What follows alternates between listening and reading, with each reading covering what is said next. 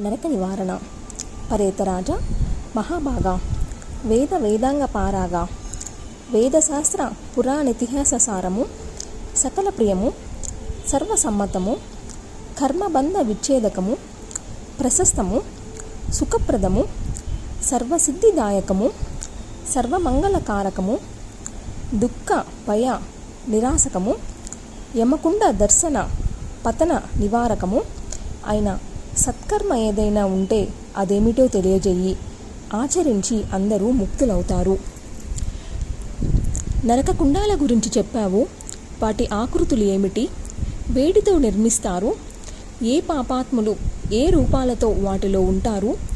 భూలోకంలో మరణించాక దేహం భస్మమైపోతుంది, మట్టిలో కలిసిపోతుంది. ఆ పైన ఏ రూపంతో లోకాంతరాలకు వెళ్ళి శుభాశుభ కర్మలను అనుభవించడం జరుగుతుంది? అంతంతకాలం నరకయాతనను అనుభవిస్తుంటే దేహం నశించకుండా ఎలా ఉంటుంది? అసలు ఆ దేహం ఏమిటి? ఇవన్నీ నాలో కలుగుతున్న సందేహాలు. దయచేసి సమాధానాలు చెప్పు. నారద, సావిత్రీదేవి ఇలా అడిగేసరికి యముడు ఒక్కసారి మనసులో మళ్ళీ హరిని స్మరించి కర్మబంధ విమోచకమైన రహస్యాన్ని వివరింపచేశాడు అంటూ నారాయణ మహర్షి కొనసాగించాడు. పతివ్రత తిలకమా, నీ మొదటి ప్రశ్నకు సమాధానం చెప్పడం చాలా తేలిక.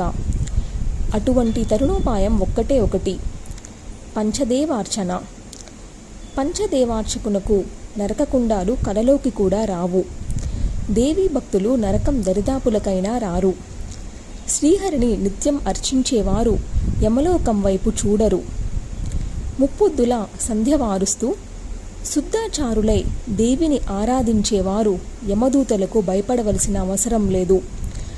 మా కింకెరులు పొరపాటును కూడా వారి దరిదాపులకైనా వెళ్ళరు.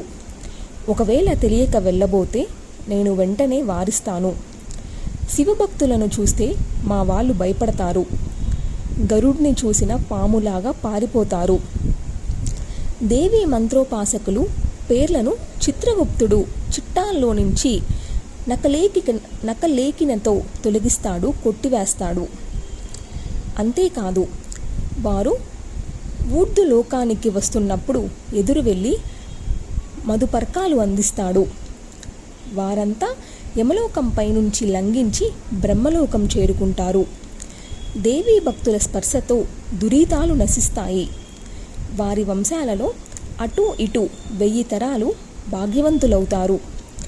అరిషడ్వర్గాలు భయపడి పారిపోతాయి. జర మృత్యు రోగ శోక భయాదులు దరిదాపులకి రావు. పంచదేవార్చకులకు సకల కర్మలు సకల కాలాలు హర్షభోగ ప్రీతిదాయకాలుగానే ఉంటాయి. ఇక దేహస్వరూపం వివరిస్తున్నాను, తెలుసుకో. స్థూల శరీరం పంచభూతాత్మకం. అది కృత్రిమ దేహం కనుక నశ్వరం, బూడిద అయిపోతుంది, మట్టిలో కలిసిపోతుంది. పంచభూతాలు పంచభూతాలలో కలిసిపోతాయి. అటుపైన అంగుష్ట ప్రమాణంలో జీవుడు మిగులుతాడు. ఇది సూక్ష్మదేహం. దీనితోనే శుభాశుభ కర్మఫలాలు అనుభవిస్తాడు. ఇది నశించదు, శిథిలం కాదు, అగ్నిదగ్ధం కాదు, శస్త్రాస్త్రాలకు లొంగదు.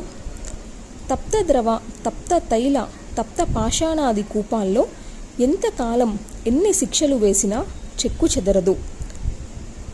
దుఃఖాలను మాత్రం అనుభవిస్తుంటుంది.